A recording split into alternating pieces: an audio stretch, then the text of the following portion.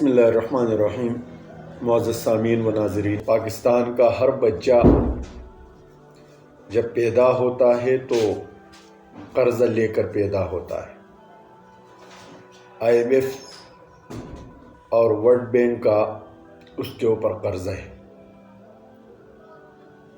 آج ہم آپ کو بتا رہے ہیں کہ IMF ہے کیا اور یہ کام کیسے کرتا ہے۔ IMF یہ مخفف ہے انٹرنیشنل مانیٹری فنڈ۔ اس کا قیام سن 1944 میں تقریباً 44 ممالک نے مل کر اس کی بنیاد رکھی، جس میں کلیدی اور بنیادی کردار USA، برطانیہ اور رشیا نے رکھی۔ اس وقت تقریباً 190 ممالک اس ادارے کے IMF کے رکن ہیں۔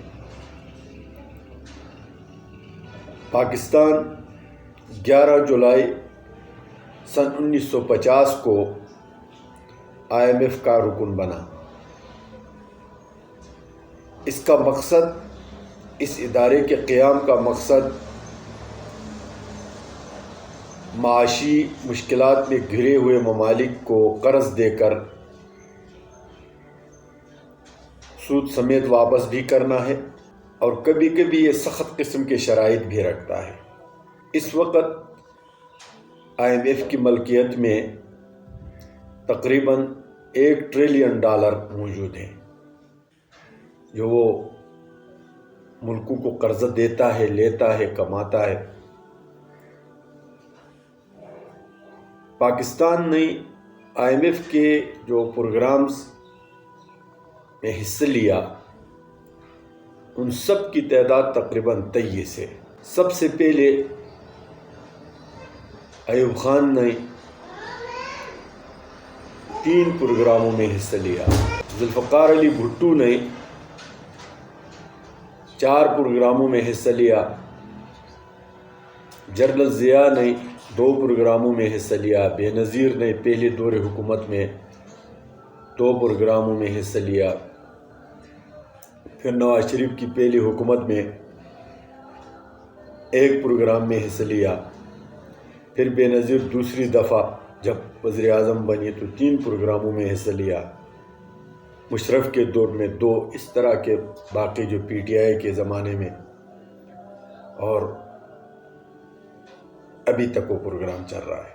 اصل میں دنیا کے جو سرمایہ دار لوگ ہیں اور جن کا بینک بیلنس ضرورت سے زیادہ ہے،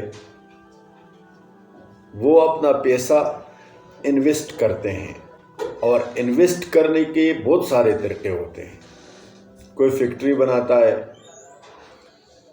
کوئی کارخانہ بناتا ہے، کوئی زمین خرید کے پراپرٹی بناتا ہے، لیکن ایک طبقہ دنیا میں ایسا ہے جو بیٹھے بٹھائے تجارت کرتا ہے، اپنے ملک کے عوام، اپنے ملک کے غریبوں کے ساتھ تجارت کرتا ہے، اور اس کا آسان طریقہ یہ ہے کہ وہ اپنے پیسے کو اسٹیٹ بینک میں یا اسٹیٹ بینک کے ذریعے، جو قومی بینک ہوتا ہے، اس کے ذریعے IMF سے اور ورلڈ بینک سے منسلک کر لیتا ہے۔ اب IMF اور ورلڈ بینک وہ ممالک کو قرضہ دیتے ہیں اور سود کے مد میں واپس کرتے ہیں، تو یہ فائدہ اس کو بھی جاتا ہے جو اپنا پیسہ وہاں پر رکھتے ہیں اور انویسٹ کرتے ہیں۔ وہ رکن ممالک سے فیس بھی وصول کرتے ہیں، لیکن زیادہ تر پیسہ دنیا کے ان سرمایہ داروں کا ہے جو دنیا میں تبدیلی اور اپنے خواہشات کے مطابق معاشی نظام تشکیل دینے کے لیے ان اداروں کو استعمال کرتے ہیں۔ ہمارے پاکستان کے بھی بہت بڑے بڑے سرمایہ دار ان اداروں کے ساتھ بالواسطہ یا بلا واسطہ منسلک رہتے ہیں، اور اس تعلق کا فائدہ ان کو تجارت کی صورت میں ہوتا ہے۔ اب وہ تجارت کیسے کرتے ہیں؟ ان کے ہی پیسے ہوتے ہیں، ورلڈ بینک میں IMF میں رکھے ہوتے ہیں، وہ پاکستان کو IMF کے پروگرام میں لے کر جاتے ہیں، اور وہاں پر IMF ان کو قرضہ دیتا ہے، تو گویا کہ ان کا پیسہ قرضے کی صورت میں یہاں پاکستان آیا۔ اب پاکستان شرائط ایسے رکھے کہ ٹیکس بڑھاؤ، فلاں کرو، تو وہ ٹیکس اور ان صورتوں میں سود سمیت واپس پھر ان کے ملکیت میں آ جاتا ہے۔ اور یہ صرف پاکستان نہیں کر رہا ہے، پوری دنیا کے جو سرمایہ دار لوگ ہیں وہ اسی طریقے پر کرتے ہیں۔ اپنے ممالک، اپنے ملکوں کے عوام کا خون نچوڑتے ہیں، ان کے ہی سرمایوں کو وہ واپس اپنے فائدے کے لیے استعمال کرتے ہیں، ٹیکس کی صورت میں واپس لیتے ہیں، مختلف ٹیکسوں کے۔ اب بطور مثال کے پاکستان کو لے لیں، پاکستان میں بجلی کے بل مقرر کرنا یہ IMF کے شرائط میں شامل ہے، بڑھانا یہ IMF کے شرائط میں شامل ہے۔ تو اب آپ سوچ رہے ہوں گے کہ بجلی کے بل بڑھنے سے IMF کو فائدہ کیا ہے؟ تو IMF کو فائدہ یہی ہے کہ جب یہاں بجلی کے بل بڑھیں گے تو بروقت سود سمیت اس کا جو قرض ہے اس کو واپس مل جائے گا، اور یہ ہمارے ہی کچھ سرمایہ دار ہوتے ہیں، دنیا کے سرمایہ دار ہوتے ہیں جو ان چیزوں کو تشکیل دیتے ہیں، اور اس میں کسی قسم کا کوئی خفا نہیں ہے۔ جو ادارے یہاں پر بجلی کے مد میں یا اس طرح کی چیزوں کے بارے میں جو کام کرتے ہیں وہ بھی IMF کے انڈر ہوتے ہیں، اور بجلی کے بلوں کو آگے پیچھے کر لیتے ہیں۔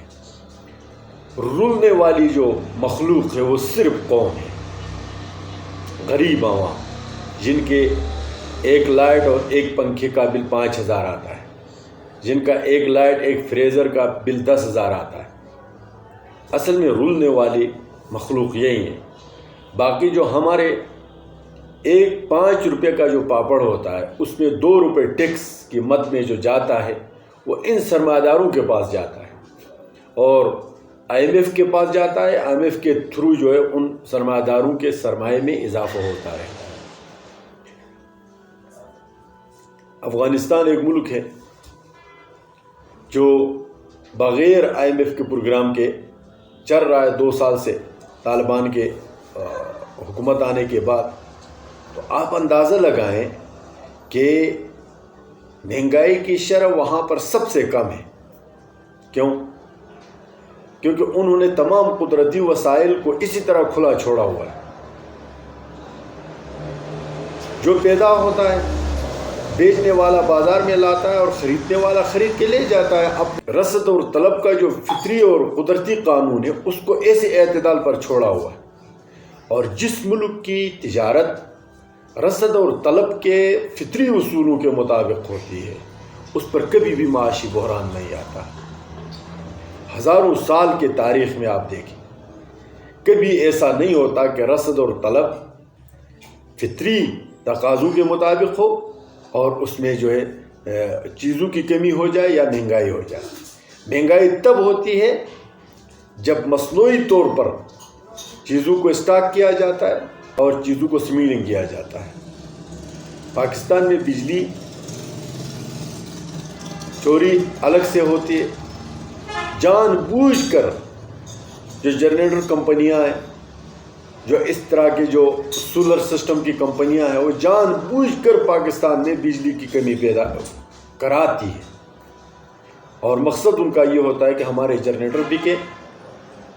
پیٹرول پمپ والے خوش ہوتے ہیں کہ جنریٹر زیادہ چلیں گے، ان کا پیٹرول بھی بک جائے گا، اور ساتھ میں جو اسپیئر پارٹ والے ہوتے ہیں وہ بھی خوش ہوتے ہیں۔ یہ پورا ایک سسٹم ہے جو قانونی قدرت کے منافی اور مقابلے میں چلا رہے ہوتے ہیں، اور جب صورتحال ایسی ہوتی ہے تو تب یہ بحران پیدا ہوتے ہیں، کبھی آٹے کا بحران تو کبھی چینی کا بحران تو کبھی کس کا بحران، کبھی کس کا۔ آج یہ مختصر تعارف تھا IMF کا انشاءاللہ اسی طرح کے ویڈیوز ہم آپ کے لیے بناتے رہیں گے. آپ ہمارے ساتھ رہیے. السلام علیکم ورحمۃ اللہ وبرکاتہ.